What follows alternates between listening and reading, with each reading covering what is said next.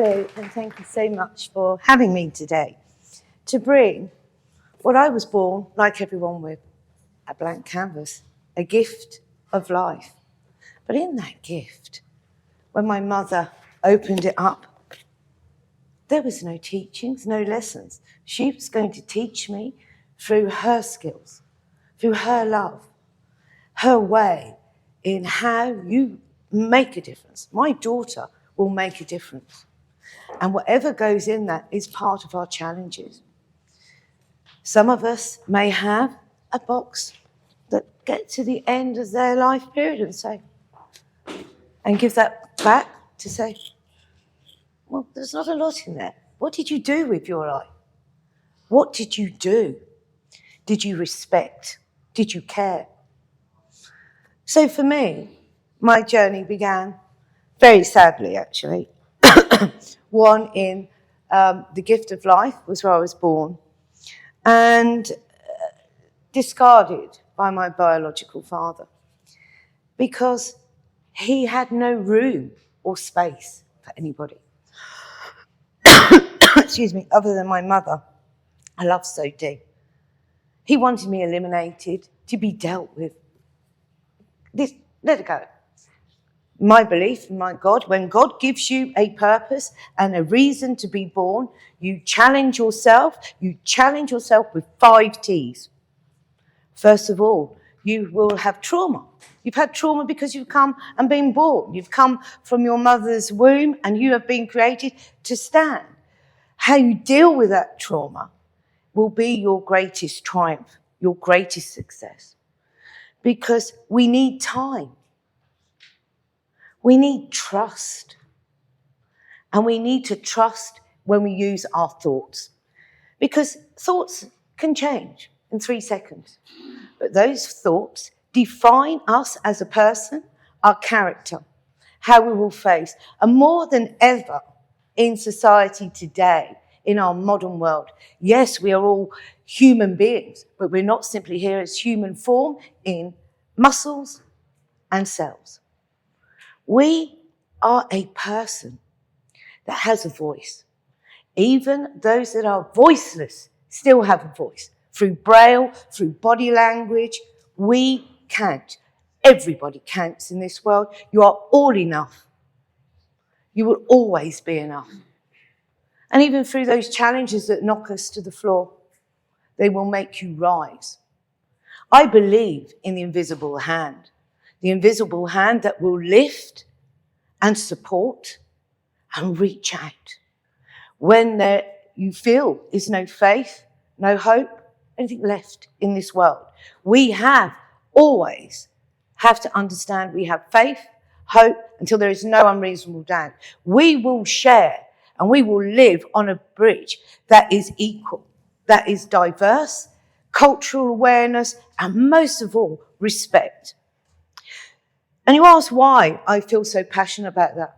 Because I'm very passionate about everybody. Because in my box, when I got, through the trauma birth, I had challenges, hidden disabilities by having meningitis. That meningitis changed me. And that was the biggest test because it was a health test. It would teach me how I would overcome and challenge because I had to walk again. Through that walk, my grandfather taught me to walk. Through that, I taught to run.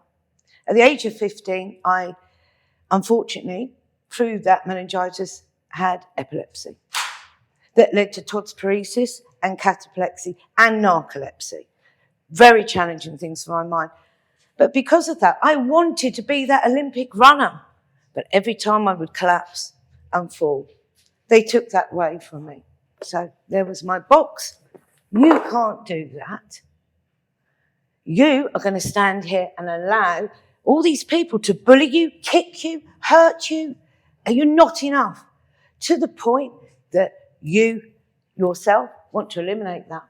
You are going to tempt fate and you are going to go, okay, take me back. I'm worth nothing. I'm disformed in my brain, everything. So I left school with no education because of bullies. But I stand here in iconic success as a doctor, as media, over 86 exams from doing law, everything, because I learned to go back to that box and get the sponge to water my mindset, to allow me to say, I can do this and I'm here. And every time I took an educational exam, that was one bully away, dealt with, because through that, I was going to stand and support for everyone, no matter what race, colour, religion. I lost my daughter, unfortunately, and had to learn again. After losing my daughter and burying her, my brother was killed in a car accident after that. Totally destroying me, thinking, why? I'm educating my mind. Why? What is going on? Am I, again, on default? Challenged me and put me into a terrible state of depression.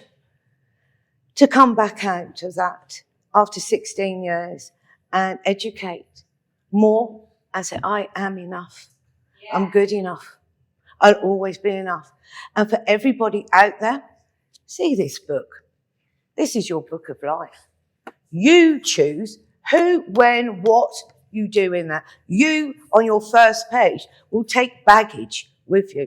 Baggage, because you believe in yourself. You will achieve. You will gain. You will grow. You will advance. But you will hit the goalpost that will give you emotional intelligence. Emotional intelligence that allows you to have now. I have 2 warriors by the side of me.